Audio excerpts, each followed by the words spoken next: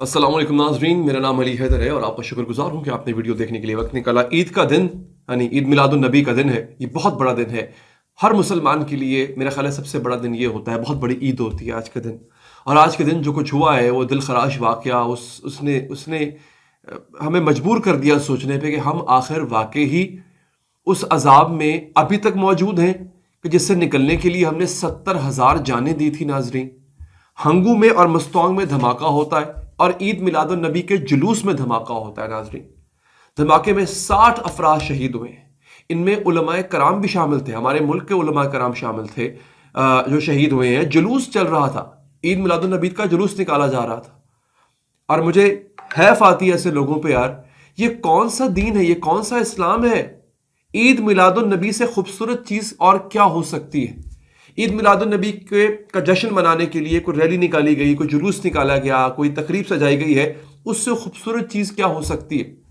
क्या ये काम किसी मुसलमान का है? मुझे बताएं, कोई मुसलमान चाहे उसका ताल्लुक किसी भी फिरके से क्यों ना हो, क्या वो ये काम करेगा? इसकी डिटेल है मेरे पास। और फिर हंगू की मस्जिद में जो खुदकुश धमाका हुआ है, ऐनी शाहिद ने क्या बताया है, मैं आपको ये बताऊंगा। अच्छा, इसकी जो वजह है उस पर भी आते हैं, इसकी वजह क्या है। इसके साथ साथ कुछ और खबरें हैं, कुछ सियासी खबरें भी हैं। इमरान खान के हवाले से भी कुछ खबरें हैं मेरे पास, इंशाअल्लाह मैं वो भी आपको दूंगा। और पाकिस्तान का जो नंबर है वो भिखारियों में नंबर 1 हो चुका है। पाकिस्तान को एक तो वैसे हमारे हुक्मरान भीख मांगते, हम भीख मंगे नंबर 1 हो चुके हुए हैं। और दूसरा नाज़रीन, एक और सर्वे आया है, एक और रिपोर्ट आई है, दुनिया में जहां जहां भिखारी पकड़े जाते हैं उनमें 90% भिखारी जो है वो पाकिस्तानी होते हैं। हमें भीख मांगने की इतनी आदत पड़ चुकी है, हम भिखारी नंबर 1 बन चुके हुए हैं। माजरत के साथ मेरे जुमले बड़े सख्त होंगे जो मैं अगले अदा करने जा रहा हूं। पाकिस्तान भिखारी नंबर 1 बन चुका हुआ है इस वक्त, ये हालत है हमारी। मैं ज़रा आगाज़ करता हूं ये ईद मिलादुन नबी के जुलूस के हवाले से। हंगू में जो हुआ उसके ऐनी शाहिद ने क्या बताया।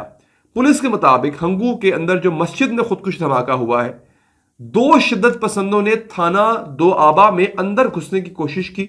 थाने के गेट पर दहशतगर्दों ने फायरिंग शुरू कर दी। पुलिस ने बताया कि पुलिस की जवाबी फायरिंग से एक खुदकुश बमबार थाने के गेट में हलाक हुआ। शिद्दत पसंदों की फायरिंग से 2 पुलिस एहलकार जख्मी भी हुए, जबकि दूसरे दहशतगर्द ने थाने के अंदर दाखिल होकर मस्जिद में खुद को उड़ा लिया। ये थाने की मस्जिद जो है ना, थाने के साथ बिल्कुल मुहल्ला मस्जिद थी, ये वो मस्जिद है। एक कामयाब हो गया, एक को उन्होंने मार गिराया। अच्छा, ऐनी शाहिद ने बताया कि धमाके के वक्त मस्जिद के अंदर 60 से 70 लोग मौजूद थे और इस खुदकुश हमलावर ने पहले गेट के अंदर आने की कोशिश की, तमाम पुलिस एहलकार ने फायरिंग की, वो बंदा वहीं पे गिर गया। दूसरा जो है वो अंदर दाखिल हुआ। अच्छा, होता क्या अगर तो फायरिंग ना होती तो फिर और नुकसान होता। कैसे? इसका मतलब है खुदकुश बमबार 2 थे, एक। अब जैसे ही फायरिंग की आवाज आई तो जो 60 लोग मस्जिद के अंदर मौजूद थे उन्होंने बाहर की तरफ भागना शुरू कर दिया। ठीक है जी, यहां पे बताया जा रहा है कि पुलिस एहलकार की फायरिंग और मुकाबले के बायस अक्सर लोग मस्जिद से बाहर निकल गए, जिसके बायस धमाके में ज्यादा जानी नुकसान ना हुआ। डिप्टी कमिश्नर कोहाट अजमतुल्लाह वजीर ने कहा है कि हंगू में धमाके के पेश नजर जिला कोहाट के तमाम अस्पतालों में इमरजेंसी नाफिज कर दी गई है। ठीक है जनाब, यहां पर तो 3 अफराद जहां बाक हुए हैं। अब खबर जो आ रही है, जो मस्तौंग में धमाका हुआ है वहां पे खबर आ रही है कि वहां पे ज्यादा लोगों के जाँ बहक शहीद होने की इत्तलात हैं। नाज़रीन, हुआ ये है, यहाँ पे मैं एक ट्वीट पढ़ रहा था, मोहतरमा शमा जुनेजो साहिबा का ट्वीट था। वो कहती हैं, जैसे ही पाकिस्तान के अंदर आगाज हुआ है अफगानियों को निकालने का, जैसे ही आगाज हुआ है, हमने ये देखा है कि पाकिस्तान के अंदर दहशतगर्दी बढ़ गई है। ये बड़ी हैरानकुन तफसीलात है। शमा जुनेजो लिखती हैं कि गैर कानूनी अफगानियों को वापस भेजने के फैसले के साथ ही मुल्क में दहशतगर्दी की लहर बेकाबू है। अगर ऐसे ही धमाके होते रहे तो मुल्क में इलेक्शन के जलसे कैसे होंगे? ये बड़ा आम सवाल है। आप देखिए, इलेक्शन की डेट अनाउंस हो चुकी है। JUIFA के साथ क्या हुआ, इलेक्शन का एक जलसा हो रहा था तो वहां धमाका हुआ, जो अभी हाल ही में हुआ था एक। अब आगे इलेक्शन होने हैं, हर जमात ने जलसे करने हैं, रैलियां निकालनी है, वो सब कैसे होगा अगर ये सिलसिला नाजरीन चलता रहता है? तो ये एक बड़ी अजीबो गरीब बात है।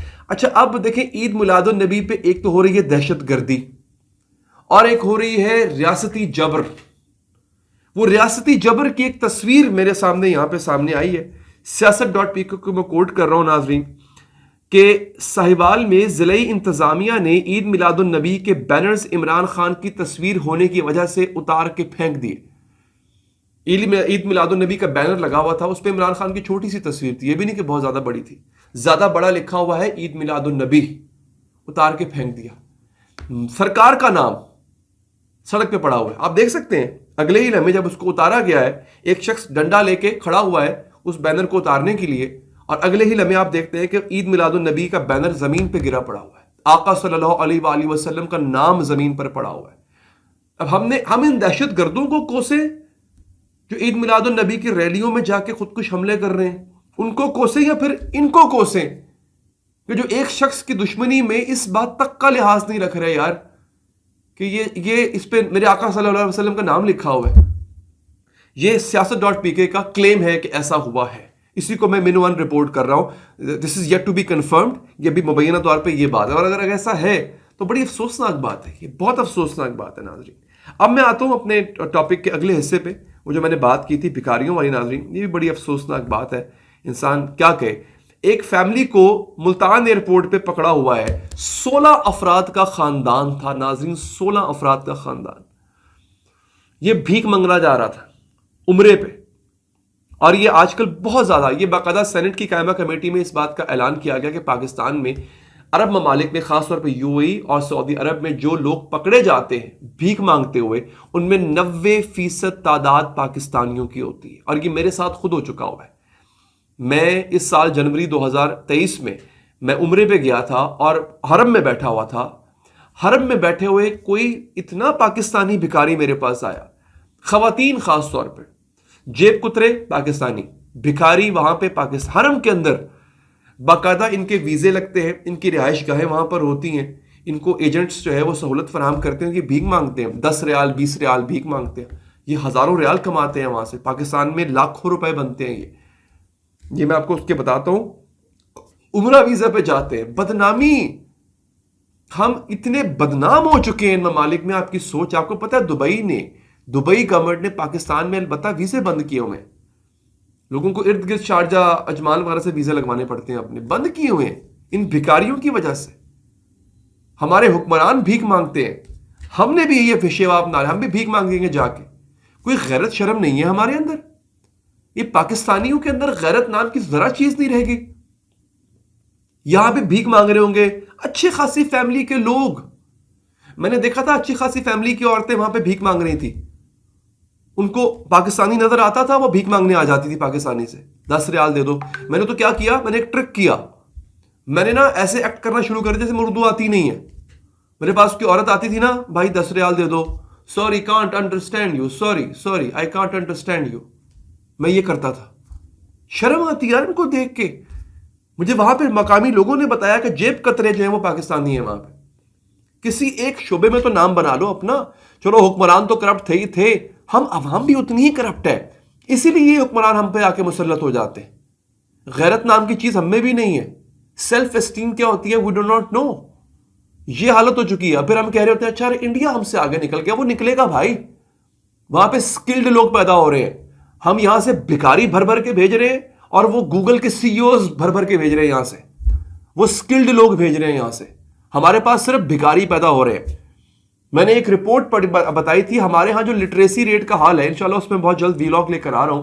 ہماری لٹریسی ریٹ، ہمارا ایک تو لٹریسی ریٹ کے اتنے لوگ پڑھے لکھے ہیں، جو تعلیم کا معیار ہے، جو تعلیم یافتہ لوگ ہیں، ان میں صرف 1% جماعت، 1% وہ لوگ ہیں جو 5ویں کلاس کا بچہ جو ہے وہ بیسک میتھ کر سکتا ہے، 1+1=2 کر سکتا ہے۔ 99% بچے یہ کام نہیں کر سکتے ہمارے یہاں، یہ ہماری تعلیم کا حال ہے۔ پھر کہتے ہیں جناب ہمارے پاس ہارورڈ گریجویٹس کیوں نہیں آتے اور ہمارے پاس آکسفورڈ گریجویٹس کیوں نہیں آتے ہیں، یہ وجہ ہے ہمارے زوال کی۔ خیر ناظرین، اب تک کے لیے اتنا ہی، اپنا خیال رکھیے، اللہ نے کے بعد۔